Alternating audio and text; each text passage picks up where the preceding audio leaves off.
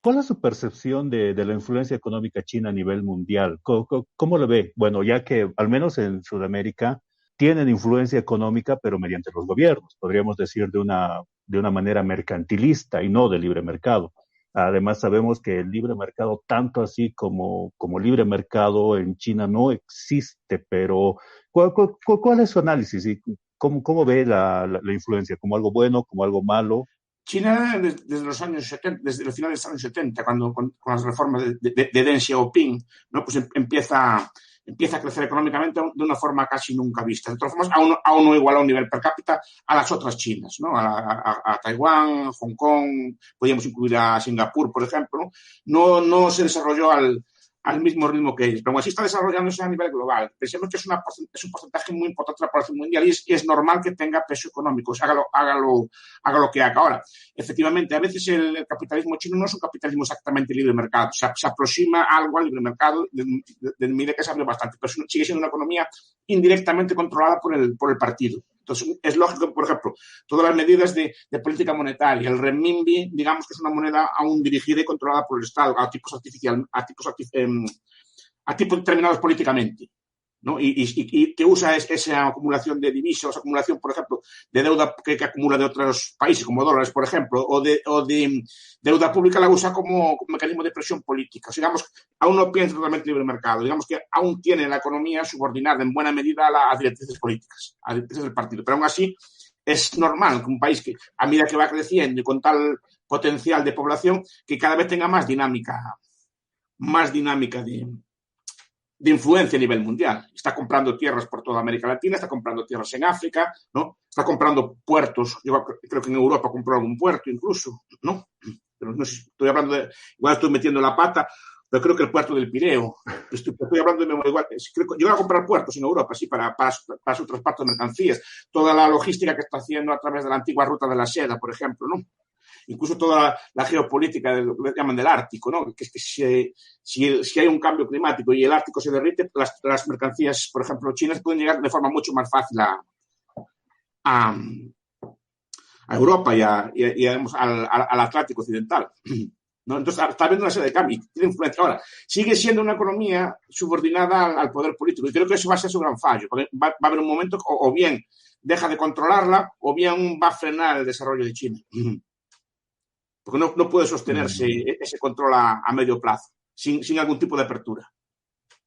Sí, pero de todos modos los países que están siendo absorbidos por la economía china, al menos con la influencia política, sí es algo relativamente peligroso, ¿no? Porque no tienen ese nivel de crecimiento y tampoco van a llegar a ese nivel de crecimiento con las medidas que se están tomando. Como le digo, netamente mercantilistas, donde el Estado es el cliente del gobierno chino, más o menos.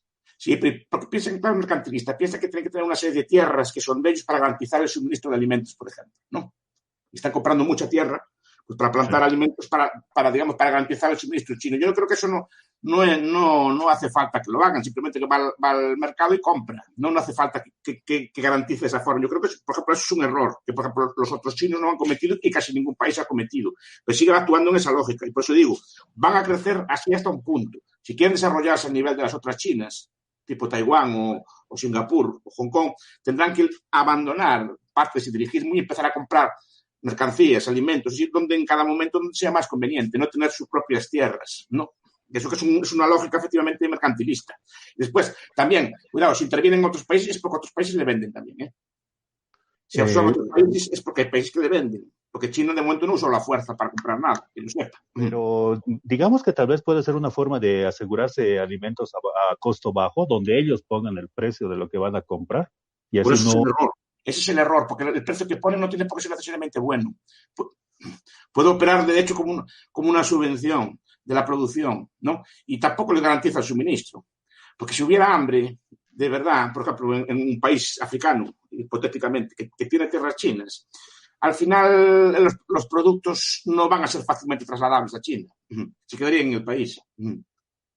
No es buena, no me parece una política muy correcta. Digamos que es una política que intentan ellos controlar los precios o que no les oscilen, pero económicamente no es buena política. Repito, ni los Estados Unidos casi nadie hace eso. Ningún país europeo hace eso, por ejemplo. Y justamente pasando al tema de Estados Unidos, ¿cómo analiza las políticas económicas que ha tomado Estados Unidos, tal vez para contrarrestar esta guerra económica con China, con las recientes elecciones, con todo el panorama que se viene?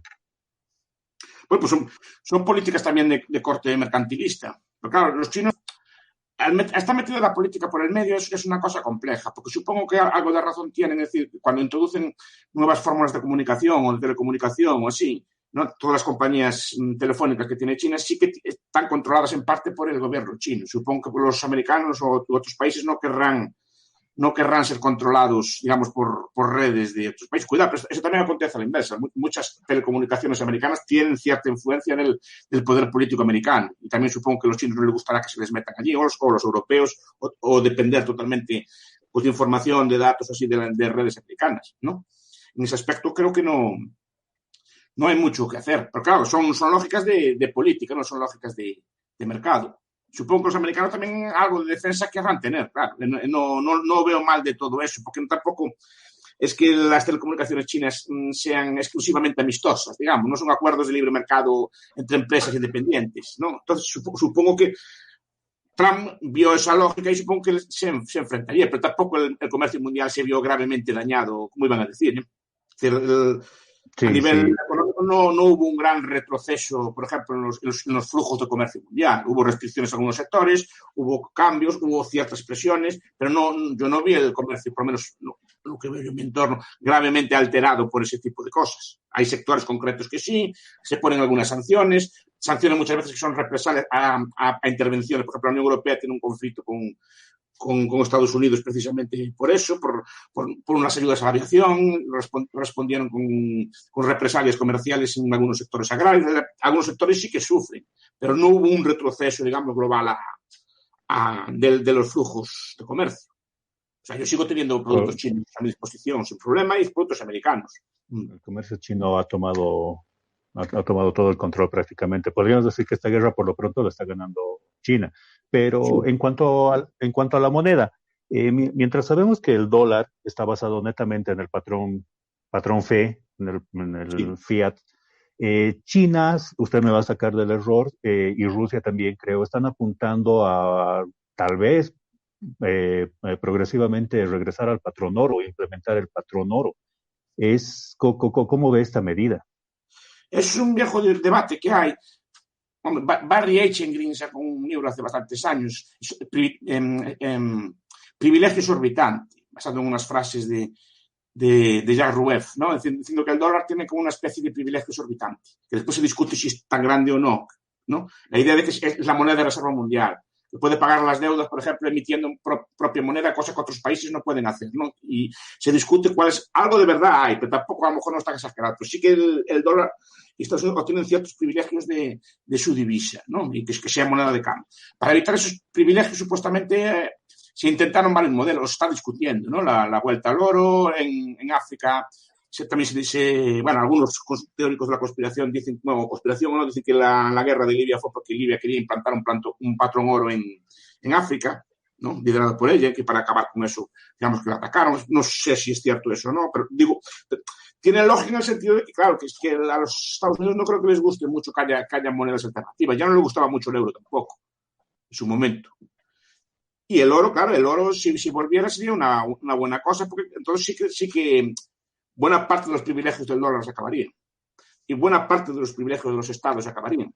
Una de las principales fuerzas que tienen los estados modernos es el control de la moneda y el crédito. Si pasa a ser por un patrón moneda, buena parte del poder que tienen de emitir moneda o de manipular las tasas de interés se perdería, ¿no? Y no solo los Estados Unidos, muchos de los estados modernos perderían mucha fuerza.